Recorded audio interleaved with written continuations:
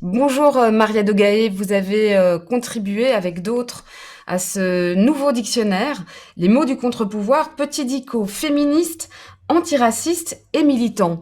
C'est quoi un dictionnaire militant? Est-ce que ça s'inscrit dans une certaine tradition? Alors complètement, les dictionnaires, c'est plutôt des choses normalement qui actent le langage qui est, on va dire, respecté par les dominants, les personnes qui mettent les significations en fait dans les mots qu'on utilise. Et du coup, un dictionnaire militant, ben, ce serait quelque chose qui prendrait le contre-pied de ça et dire en fait, moi, ce mot, je ne l'utilise pas de cette manière, ou il y a des mots que j'utilise qui ne sont pas reconnus. Et en fait, un dictionnaire, ça permet de exposer clairement de quoi on parle, le contenu des mots.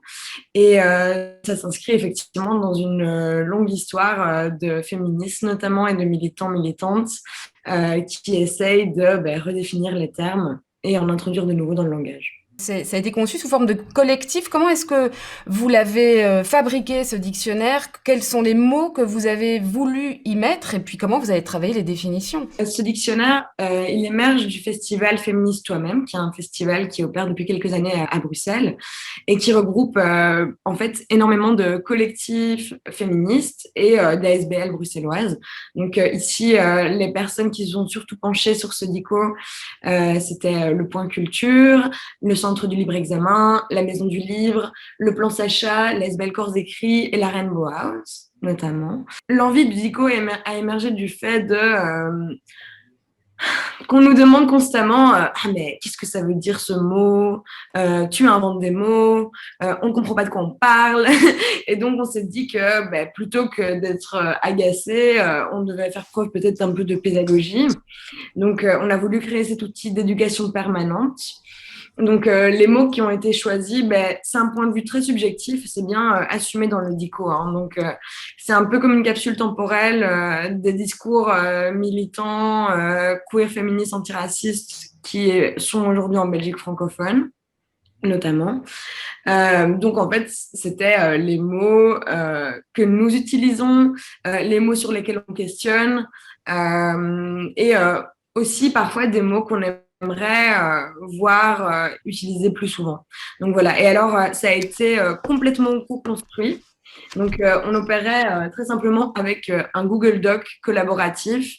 Et en fait, chacun venait ajouter ses petites parties. On l'a fait relire aux personnes concernées pour certaines des Est-ce que vous avez eu des définitions. Par débats exemple, aussi entre vous? Vous parlez de subjectivité assumée, ah hein. oui, Effectivement, ce sont les mots du contre-pouvoir, c'est mhm. bien ce qui est indiqué sur ce dictionnaire. Est-ce que vous avez eu des débats aussi entre vous sur certains des termes que vous avez décidé d'introduire, d'inclure dans le dictionnaire et des définitions sur lesquelles vous n'étiez pas forcément d'accord? Ah ben complètement. Donc il y a certaines définitions qui sont passées assez facilement, mais on a eu pas mal, enfin un paquet de définitions en fait où on devait se mettre d'accord. Et au final, c'est bien parce que ça veut dire que on a aussi des points de vue situés différents.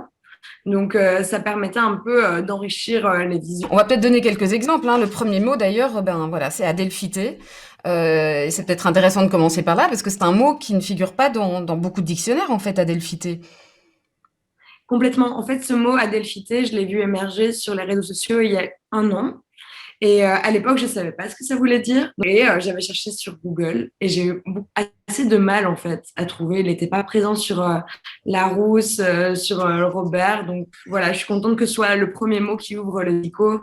Donc Adelphité, qui est la version non genrée de sororité et fraternité. On va donner quelques exemples de mots qui se trouvent dans le dictionnaire. Essentialisme, naturalisme, études de genre, études postcoloniales, décolonialisme, déconstruction, différentialisme, intersectionnalité, mansplaining, hein, que vous retraduisez en français, m'explication.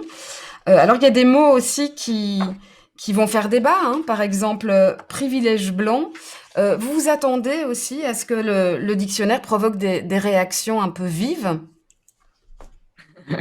Alors complètement, pour l'instant, on a eu surtout beaucoup de remerciements, ce qui fait chaud au cœur, et des personnes qui ont même proposé des nouveaux termes Donc ça, c'est vraiment génial et j'encourage aux personnes qui le liront, s'il y a des choses qui manquent, eh ben, contactez-nous en fait, on l'ajoutera l'année prochaine. Ben oui, ça va provoquer le débat, c'est aussi ça qui est intéressant hein, en soi, mais il faut dire que dès qu'on pose une action pour mettre en avant une discrimination dont on est victime et qu'on a une réponse positive par rapport à ça, donc une action concrète et constructive, bah, ça énerve les gens en fait. Donc oui, ça va nous tomber dessus. Mais en tout cas, merci pour cette petite présentation des mots du contre-pouvoir. Petit dico féministe, antiraciste et militant. Je rappelle que vous êtes programmatrice et médiatrice à Point Culture. Merci et bonne journée. Merci. Voilà,